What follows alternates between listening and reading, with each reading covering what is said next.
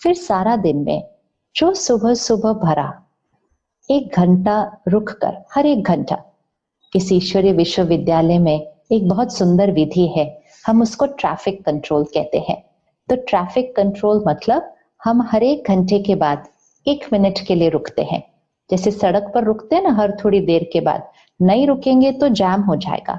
इसी तरह मन को सुकून देने के लिए, संकल्पों को चेक करने के लिए, कोई दाग अगर लग गया है तो उसको साफ करने के लिए हम हर 1 घंटे के बाद 1 मिनट रुकते हैं। और 1 मिनट रुक कर फिर परमात्मा को याद करके जो दाग लगा है उसको साफ करके फिर अगले घंटे में कर्म करना शुरू करते हैं। तो ट्रैफिक कंट्रोल ये है मन का ट्रैफिक कंट्रोल। फिर भोजन खाने से पहले और पानी पीने से पहले जैसा अन्न वैसा मन, जैसा पानी वैसी वाणी। तो हम सब सात्विक भोजन खाते हैं, दूसरा भोजन तो हम खा नहीं सकते, उसकी तो ऊर्जा ही अलग होती है, उसमें तो दर्द, दुख, हिंसा, मृत्यु होती है। वो वाइब्रेशन का खाना तो हम कैसे खा सकते हैं? क्योंकि अगर हम वो वाला भोजन करेंगे तो उस भोजन के वाइब्रेशन का असर हमारे मन पर, क्योंकि जैसा अन्न वैसा मन, तो उस भोजन के वाइब्रेशन का असर हमारे मन पर, और फिर हमारे मन के वाइब्रेशन का असर हमारी प्रकृति पर, हमारे पर्यावरण पर, हमारे खेतों पर, हमारे मन के वाइब्रेशन का असर पड़ता है। तो क्या हम अपने मन के वाइब्रेशन में किसी का दुख, किसी का गुस्सा, नफरत, किसी की हिंसा और मृत्यु के वाइब्रेशन लेकर हम खेतों में जाएंगे क्या? तो हम ऐसा भोजन नहीं खा सकते हैं। तो हम सब सात्विक भोजन करते हैं। सात्विक भोजन और पानी, इसको भी स्वीकार करने से पहले हमें इसकी वाइब्रेशन, इसकी ऊर्जा को भी बढ़ाना है। आध्यात्मिकता मतलब हम सब कुछ जो कर रहे हैं उसमें आत्मा की शक्ति बढ़ती रहनी चाहिए, ताकि वातावरण की कोई भी बात इस पर प्रभाव नहीं डालेगी, इसका प्रभाव वातावरण और प्रकृति पर पड़ेगा। तो भोजन करने से पहले पानी, दूध, लस्सी जो भी हम स्वीकार करते हैं उसको मुख में डालने से पहले हम 10 सेकंड के लिए रुकेंगे, और 10 सेकंड के लिए रुककर परमात्मा को याद करके परमात्मा के ज्ञान और शक्ति के श्रेष्ठ संकल्प उस भोजन में डालेंगे, उस पानी में डालेंगे, उस पानी की ऊर्जा को बदल देंगे, भोजन की ऊर्जा को बदल देंगे। और जैसा अन्न वैसा मन, जैसा पानी वैसी वाणी। तो हमारा अन्न बन जाएगा प्रसाद और हमारा पानी बन जाएगा अमृत। और जो हमेशा प्रसाद खाएंगे और अमृत पिएंगे तो वो आत्मा कितनी शुद्ध और पवित्र हो जाएगी। तो भोजन और पानी से पहले 10 सेकंड जरूर रुकना है। और रात को सोने से पहले, ये बहुत इंपॉर्टेंट है कि रात को ऐसे ही नहीं सो जाना है, सारे दाग को देख करके, सारा दिन में कोई दाग तो नहीं लगा, उसको साफ करके परमात्मा की याद में बैठकर फिर से कुछ ज्ञान की बातें अंदर भर के, क्योंकि सोने से पहले जो आखिरी बातें अंदर जाएंगी वो सारी रात मन पर चलेंगी।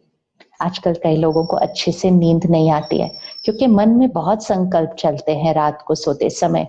कई बार तो शरीर सो गया है लेकिन मन चलता जाता है, तो स्वप्न भी अजीब अजीब से आते हैं क्योंकि मन नहीं थमा है, शरीर स्थिर होकर सो गया है। क्योंकि हम सोने से पहले सोने की सही विधि को नहीं अपनाते हैं।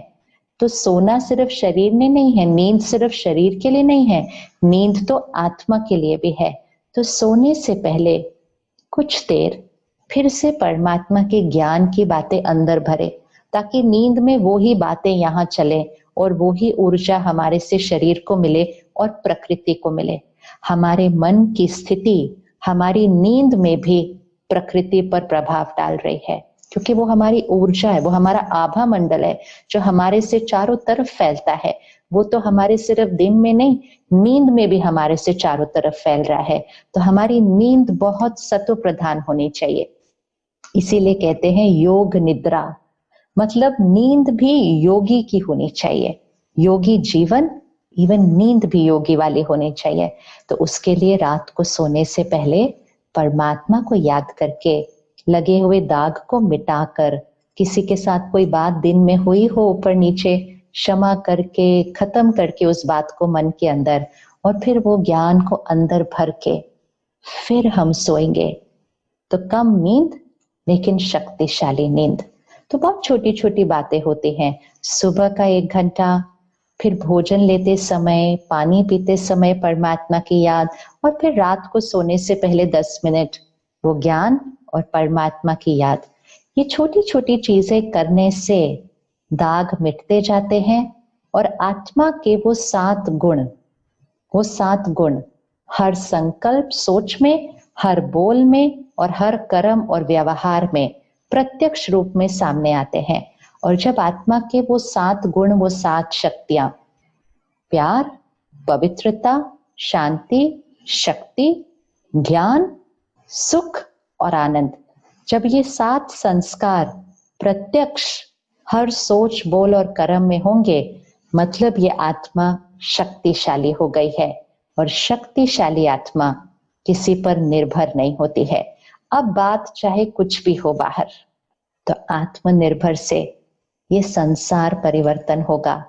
सत्युगी सृष्टि की स्थापना हम सबको मिलकर करनी है, और उस सत्युगी सृष्टि में प्रकृति हमेशा साथ साथ सहयोगी बनकर चलेगी। और उसका अभ्यास तो अभी से करना शुरू करना है कि कैसे प्रकृति को अपना सहयोगी, अपना साथी बनाना है। जैसे किसी व्यक्ति के साथ हम जैसा कर्म करेंगे वैसा ही तो हमारा रिश्ता बनेगा। प्रकृति के साथ भी जैसा हम कर्म करेंगे उसके साथ वैसा ही हमारा प्रकृति के साथ बहुत सुंदर रिश्ता बन जाएगा।